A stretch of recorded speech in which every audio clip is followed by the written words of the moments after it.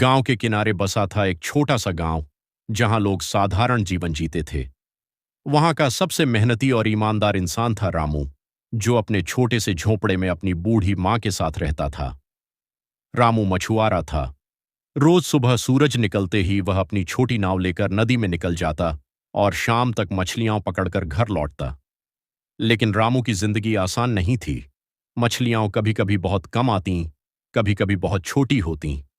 गांव के लोग बड़े बड़े व्यापारियों से मछली खरीदते और रामू जैसे छोटे मछुआरों की कद्र कम होती। फिर भी रामू हिम्मत नहीं हारता। वह सोचता, मेहनत का फल जरूर मिलेगा। एक दिन मेरा भी गांव में नाम होगा। एक दिन की बात है, जब रामू ने अपनी नाव में सुबह सवेरे नदी पार की, उसने देखा कि पानी में एक चमकती हुई चीज तैर रही है। ध्यान से देखने पर वह एक छोटी सी सुनहरी मछली थी। मछली बोल पड़ी, रामू, मुझे छोड़ दो, मैं तुम्हारे 3 अच्छे कामों की इच्छा पूरी करूंगी। रामू ने सोचा और बिना किसी स्वार्थ के बोला, पहली इच्छा यह कि मेरे गांव के सभी लोग भूखे न रहें। दूसरी, कि मां की बीमारी ठीक हो जाए।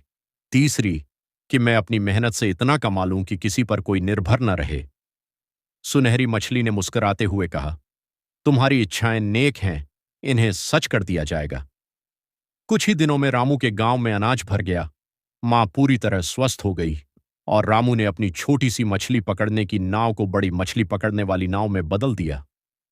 वह अब न केवल अपने लिए बल्कि पूरे गांव के लिए खुशियां लेकर आता।